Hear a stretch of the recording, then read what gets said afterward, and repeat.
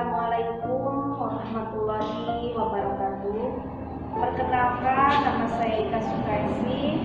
Saya kader PKK Desa Cilesir, Kecamatan Rancang. Saya merupakan perwakilan dari Pokja 3. Pada kesempatan ini, saya akan membahas mengenai pilah dan kelola sampah.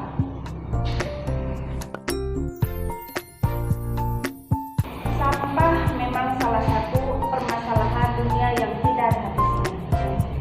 Langkah awal, kita memilih dari rantai awal dan mengurangi hal yang tidak perlu. Seharusnya kita cukup membeli barang-barang yang kita butuhkan dan ramah lingkungan. Kita juga perlu menghindari barang yang sekali pakai, misalnya styrofoam, tisu, dan lain-lain.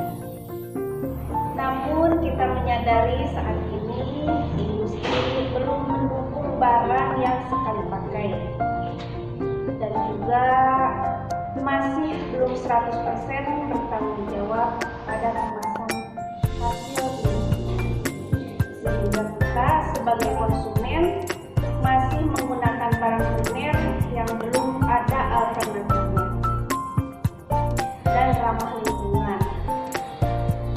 Maka pada saat itu terjadi kita perlu tanggung jawab pada sampah yang kita buang. Maka buanglah sampah pada tempatnya agar tidak terjadi polusi dan penumpukan. Dari itu kita harus pandai memilah dan mengelola sampah agar sampah organik dan anorganik tidak bercampur sehingga tidak memulihkan sarang bakteri dan bau tidak sedap. Sampah organik adalah sampah yang berasal dari bahan-bahan yang bisa terurai secara alamiah atau biologis. Misalnya sisa makanan, dedaunan, atau ranting yang ada di halaman rumah.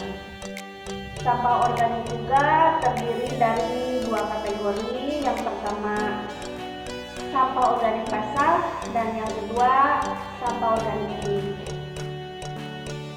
Sampah organik basah yaitu sampah atau sisa makanan yang mengandung air, sedangkan yang kedua, sampah organik kering yaitu sampah berupa dedaunan, ranting, sayuran yang belum dimasak, dan sampah kering lainnya. Ada juga sampah anorganik yaitu sampah yang sulit terurai secara biologis.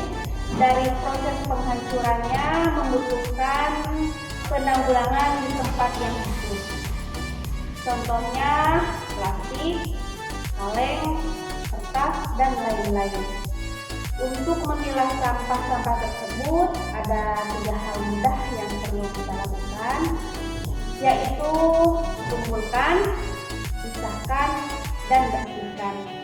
Setelah melakukan 3 hal tersebut, kita serahkan ke bank sampah.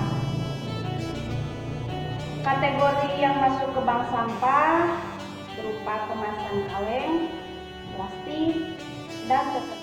Sampah pembalut dan diapers juga dijadikan sebagai pupuk dengan cara gunting bagian pembalut, keluarkan gel-gelnya, dan campurkan dengan air kelapa dan air empat, atau disebut juga efektif mikroorganisme dalam sebuah ember.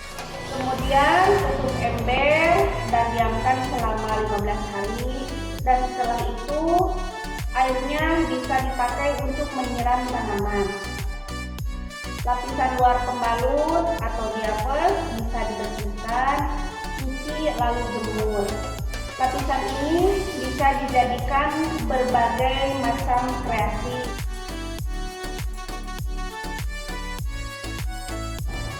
Selanjutnya, sampah B3 yaitu sampah bahan berbahaya dan beracun. Misalnya obat-obatan yang sudah kadaluarsa.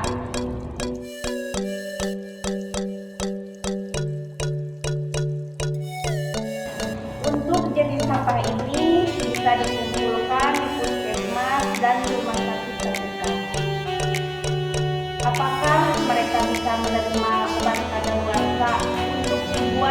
mau dibakar secara aman tanpa mencemari lingkungan, biasanya kita dikenakan biaya untuk itu.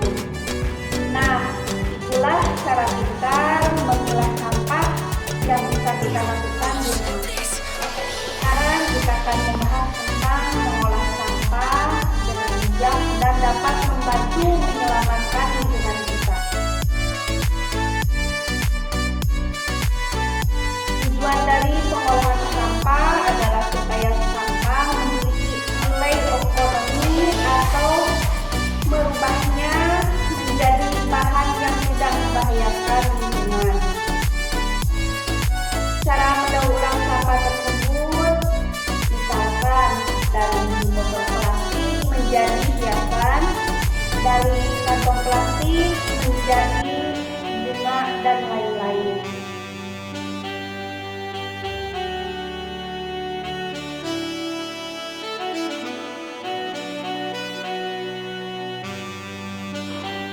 Demikian bahasan dari saya tentang pilah dan kelola sampah.